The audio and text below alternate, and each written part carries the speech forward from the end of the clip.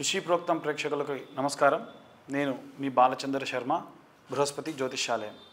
ఇప్పుడు మనము అక్టోబర్ మాస ఫలితాల గురించి తెలుసుకుందాం. కర్కాటక రాశి వారి యొక్క మాస ఫలితములు. ఈ రాశి వారికి సంబంధించి కాస్త శారీరకమైనటువంటి ఇబ్బంది, బాధ అధికంగా ఉండేటువంటి అవకాశం ఉంది. కాస్త జాగ్రత్త వహించండి. పిల్లలకు సంబంధించి సంబంధించినటువంటి మీ పిల్లలకు సంబంధించి విద్యకు సంబంధించి మంచి ఉత్తీర్ణమైనటువంటి మార్కులు రావడం కూడా జరుగుతూ ఉంది. ఇక కర్కాటక రాశి వారికి సంబంధించి ఈ నెల కాస్త మనస్సుకు సంబంధించి ఏదో బాధ ఆడవాళ్ళని, గృహిణులను ఎక్కువగా పీడిస్తూ ఉండేటువంటి అవకాశం ఉంది. ఎందుకు అంటే కారణం లేకుండా అకారణంగా మనస్సు బాధ, ఎవరో ఏదో అన్నారని. అంతకుముందు వాళ్ళు ఎన్నిసార్లు అన్నా పర్వాలేదు, కానీ ఈసారి మాత్రం ఆ కారణం పెట్టుకొని బాధపడుతూ ఉంటారు. ఇది చంద్రుడికి సంబంధించినటువంటి మనఃకారకత్వానికి సంబంధించినటువంటి దోషము. కాబట్టి వీలైనంత వరకు ఎక్కడైనా పరమశివుడికి సంబంధించినటువంటి కళ్యాణం, శివ కళ్యాణం జరిగితే, లేదా మీరైనా సరే ఈ రాశి వారందరూ కూడా పిల్లలకు సంబంధించి లేదా మీ యొక్క వృత్తి, వ్యాపారము లేదా వివాహానికి సంబంధించి వివాహం కోసం ఎదురు చూస్తున్న వాళ్ళు ఎవరైనా ఉంటే కూడా ఈ కర్కాటక రాశి వారు ప్రత్యేకంగా శివ కళ్యాణం చేయించడం ఉత్తమం. దానివల్ల శారీరక దౌర్బల్యం అనేటువంటిది రాదు. ఇక ప్రత్యేకంగా ఏవైనా సరే మీరు వ్యాపారానికి సంబంధించి చేస్తున్నారు, అలాంటివి కూడా జరగాలి అన్నా, ఇంకా ఏదైనా సరే చేయాలి, ఏదైనా ఉద్యోగానికి సంబంధించి, విద్యకు సంబంధించి, వివాహానికి సంబంధించినటువంటివి చేయాలి అంటే పరమశివుడి యొక్క కళ్యాణం చేయించడం ఉత్తమమైనటువంటిది. లేదు ఏదైనా సరే దేవాలయంలో శివ కళ్యాణం సాధారణంగా చేస్తున్నారు, వారు రెగ్యులర్గా కూడా దేవాలయంలో చేస్తారు అంటే మీరు ఆ కళ్యాణానికి గోత్రనామాల వరకన్నా ఇచ్చి వెళ్ళి ఆ కళ్యాణాన్ని తిలకించండి.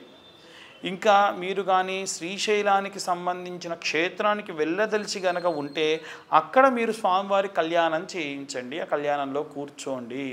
నేను చెప్పేటువంటి ఈ యొక్క అక్టోబర్ మాసం, ప్రతి మాసము విశేషంగా మా అర్చక స్వాములు తరోగా ఏదైనా సరే బాగా తెలుసుకొని ఇన్డెప్త్గా వెళ్ళి రీసెర్చ్ చేసి చెప్తాం.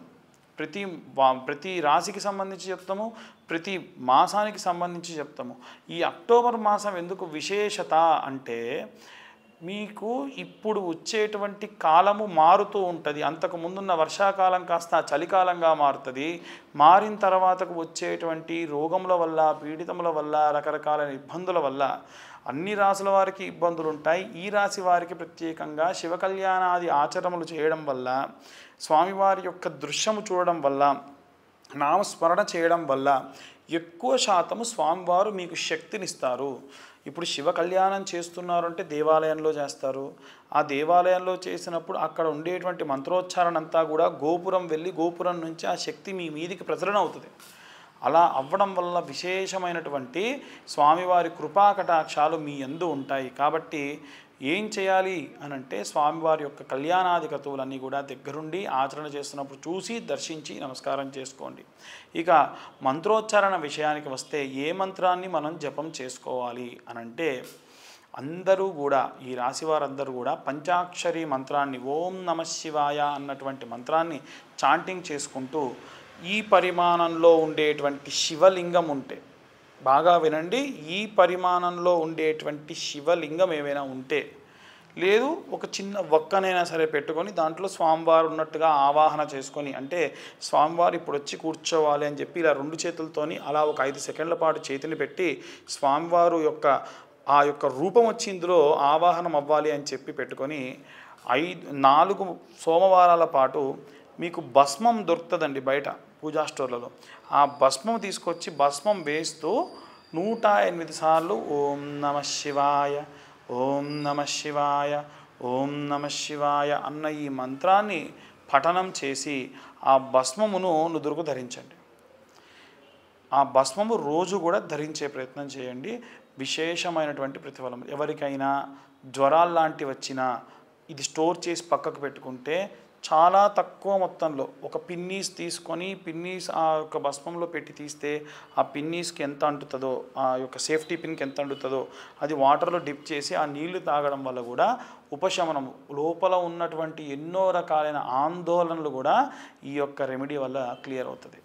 అది యొక్క కర్కాటక రాశి వారు ఈ యొక్క మాసములో ధరించవలసినటువంటి దుస్తులు ఏమైనా ఉన్నాయా ప్రత్యేకంగా అంటే, ప్రత్యేకంగా పీత వస్త్రము లేదా లైట్ రెడ్ కలర్ కానీ, కాస్త ఆడవాళ్ళైతే పింక్ కలర్కి సంబంధించినవి కానీ ఎక్కువగా ధరించడం విశేషమైనటువంటి ఫలితములు దక్కుతాయి.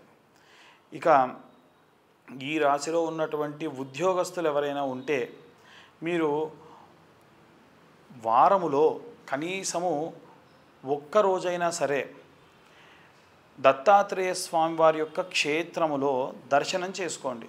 లేదు రాఘవేంద్ర స్వామి వారి యొక్క మఠం ఉంటే అక్కడికి వెళ్ళి దర్శనం చేసుకోండి. లేదు సాయిబాబా నమ్ముతాము అని అంటే అక్కడికి వెళ్ళైనా సరే దర్శనం చేసుకోండి. ఇలా చేయడం వల్ల ప్రత్యేకంగా ఉద్యోగస్తులకు గురుబలం చేకూరుతుంది. ఎందుకంటే గురుతత్వముగా ఉండేటువంటి వారందరి దగ్గరికి వెళ్ళి మీరు నమస్కారం చేసినా, ఆ క్షేత్రంలో కాసేపు కూర్చున్న విశేషమైనటువంటి ప్రతిఫలాలు ఈ రాశి వారికి దక్కుతాయి.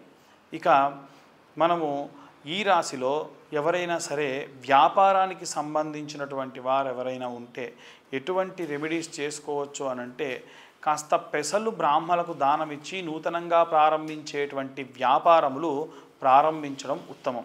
ఇలా చేయడం వల్ల విశేషమైనటువంటి వ్యాపారాభివృద్ధి కూడా కలుగుతుంది. ఇవి ఈ యొక్క రాశి వారి యొక్క మాస ఫలితములు. స్వస్తి.